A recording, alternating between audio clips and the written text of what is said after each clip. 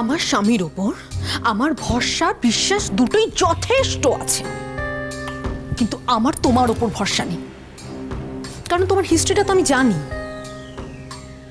বেশ বেশ, ও চলে যাবো এই বাড়ি ছেড়ে, কিন্তু মিমি দিদি, আমি চলে যাওয়ার পরের ঘটনাটা তুমি সামলাতে পারবে তো? তার মানে? মানেটা খুবই সহজ। যে একবার জুডোর মনে সন্দেহ ঢুকে গেছে যে তুমি মতে পছন্দ করো না বলে, কাউকে কিচ্ছি না বলে জোর করে আমাকে এই বাড়ি থেকে সরিয়ে দিতে চাইছো, তখন সহজে সন্দেহটা মন থেকে যাবে না। আর এবে যদি মু এই ঘরটা ছেড়ে চলে যাই, তাহলে জুডো তোমার উপর রেগে যাবে। হ্যাঁ মিমি দিদি, আরেকটা কথা তুমি জেনে রেখে দিও, মু যদি সত্যি সত্যি এই ঘরটা ছেড়ে চলে যাই, তাহলে কিন্তু আর কোনো সেদিন কোনো পরিস্থিতিতেই আমি এই বাড়িতে ফিরে আসবো না। তখনকার অশান্তিটা তুমি সামলাতে পারবে তো? তুমি আমাকে ভয় দেখাচ্ছ নাকি কাজল? আসলে কি বলতো, তুমি আমাকে ভয় দেখিয়ে এখানে থেকে যেতে চাইছো? না মিমি দিদি, আমি কোনো ভয় দেখাচ্ছি না, যেটি হবে সেটি বলে দিলাম। মু যা করিবে মু তোমাকে তাই বললাম। বেশ, মু এই ঘরটা ছেড়ে চলে যাব মিমি দিদি। মু আজই তোমাকে কথা দিলাম যে আমি এই বাড়ি ছেড়ে সত্যিই চলে যাব। তাছাড়া চলে তো আমি এমনিতেই যেতাম মিমি দিদি, চিরকাল তো এই বাড়িতে থাকতে আমি আসিনি। কিন্তু দেখো মিমি দিদি, মোর এই ঘরটা ছেড়ে চলে যাওয়াটা যেন তোমারও জীবনে অশান্তি হয়ে না দাঁড়ায়। তুমি আমাকে আবার ভয় দেখাচ্ছ? বেশ, আমার সংসারকে বাঁচানোর জন্য আমি এই ভয়টাকে জয় করব কাজল, কিন্তু দোহাই তোমার, তুমি আমার সংসার থেকে চলে যাও।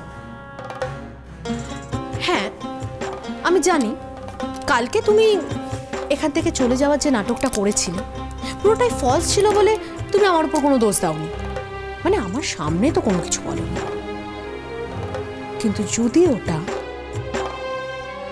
সত্যি ঘটনা হতো, মানে সত্যি যদি তুমি আমার বাড়ি থেকে চলে যাচ্ছ, এটা যদি ঘটতো, তাহলে যাওয়ার আগে তুমি ঠিক জুডোর কান ভারী করে যেতে, আমার নামে হাজার হাজার কথা জুডোর কানে বলতে, যাতে আমার আর জুডোর মধ্যে পাকাপাকি ভাবে ভাঙন ধরে, আমাদের মধ্যে যেন আগুন জ্বলে। এটাই তো তুমি চাও না কাজল? আমি তোমাকে খুব ভালো করেছি, আমি জানি তুমি ঠিক এটাই করতে। এত কিছু জানার পর আমি অশান্তিটাকে মেনে নিয়েই বলছি, তুমি এখান থেকে চলে যাও। আমি ঠিক কিছুদিন পরে আমার সংসারটাকে আবার সামলে নেব। বেশ, তাই হবে। মু মোর ধর্মকে বিসর্জন দিয়ে চলে যাব, আর এবার যাওয়ার আগে মু কিন্তু জুডোকে কিচ্ছি না বলেই চলে যাব। তুমি মতে চিনে গেছো তো মিমি দিদি? ভালো। মু কিন্তু বারবার আমাকে তোমায় চেনাতে যাব না। শোনো মিমি দিদি, গোটে দিন মোর স্বামী মতে ভুল বুঝে চলে গিয়েছিল, কিন্তু যেদিন তার ভুল ভেঙেছে তারপর সে কিন্তু আমাকে আর কোনোদিন ফিরে পায়নি। আমার স্বামীকেও কিন্তু আমি বারবার করে আমাকে চেনাতে যাইনি। সময় গোটে দিন তোমাকে বুঝিয়ে দেবে মিমি দিদি, আমি ঠিক। আজ একটা অনেক বড় কথা তোমাকে বলে যাচ্ছি মিমি দিদি, হয়তো সেদিন তোমারও আর কিচ্ছি করার থাকবে না। আরেকটা কথা, রাঙা পিসির সংসারটা যাতে না ভেঙে যায় সেটা দেখো। রাঙা পিসি তো তোমারও নিজের লোক, ওর মতো তো আর পর নয়। প্লিজ কাজল, তোমাকে রাঙা পিসির সংসার নিয়ে এত ভাবতে হবে না। আমাদের সবার না তোমার কাছে একটা রিকোয়েস্ট আছে, এবার তুমি আমাদের সংসার নিয়ে ভাবনাটা ছেড়ে দাও। আর কতদিন এরকম উৎসব বৃত্তি করে দিন কাটাবে বলো তো? এবার বরং তুমি একটা কোথাও থিতু হও। যখন দেখছো এতদিন আমার দাদাভাই ফিরে আসেনি, নিশ্চয়ই তোমার জন্য ফিরে আসবে না, এটা তো নিশ্চিত। তোমার যদি এতটাই সংসার করার ইচ্ছে থাকে তাহলে যাও না, গিয়ে তোমার বাবাকে বলো একটা ভালো ছেলে দেখে তোমার আরেকবার বিয়ে দিয়ে দিতে। তাহলে অ্যাটলিস্ট অন্যদের জীবনগুলো বেঁচে যায়। মিমি দিদি, আমি স্পষ্ট করে কথা বলি কাজল, আর আমার মনে হয় এসব ব্যাপারে ঢাকাচাপা করে কথা বলে কোনো লাভ হয় না। বেশ, এপে জুড়ো নেই বাড়িতে। আমার তো আঙ্কেল আন্টি সবাই উপরে। এটি ঠিক সময় মিমি দিদি, মু এখনই এই ঘরটা ছেড়ে চলে যাচ্ছে। কাজল, এই ভর দুপুরে যেও না,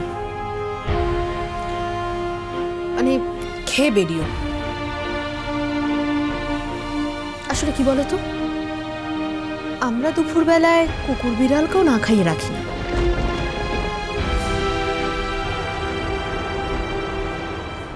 তুমি ঠিক বলেছ মিমি দিদি, মোর মতো একটা ঝিওর তো কুকুর বিড়ালের সঙ্গে তুলনা করা যায়। ও তো তার থেকেও অধম। না,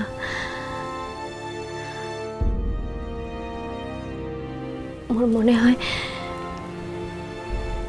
তোমার পাখরে একটা কুকুর বিড়ালের দামও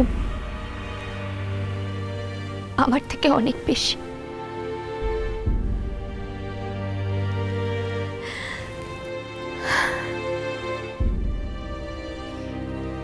নাও মিমি দিদি, এই জামাগুলো রেখে দাও।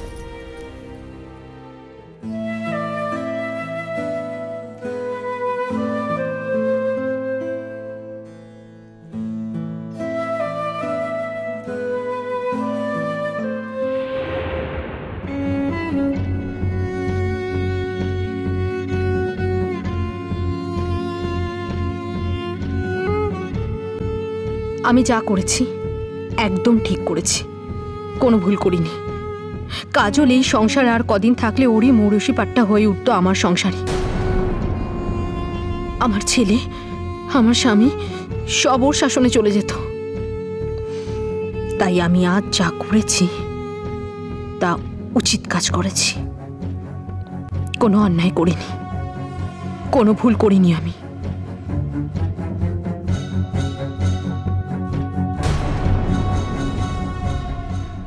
তুমি কি খেতে ভালোবাসো, কি পছন্দ করো, সেই খাবার রান্না করা থেকে শুরু করে এমনকি আমার সোনার কোনো কাজ আমাকেও করতে দিচ্ছিল না। তো তুমি পারো না তাই কাজল করেছিল। তুমি বা কি পারো শুনি? তোমার বাবা মা তো তোমাকে কোনো সাংসারিক শিক্ষা দিয়ে পাঠাননি এই বাড়িতে, সংসারে কোনো কাজ জানো না। দেখতেও তো তেমন অপরূপ সুন্দরী নও, আর লেখাপড়া তো একই অবস্থা। তাহলে আচ্ছা কি শিখেছো তুমি বিয়ের আগে বলো তো শুনি? চন্দ্রে বাজে জন্মপথ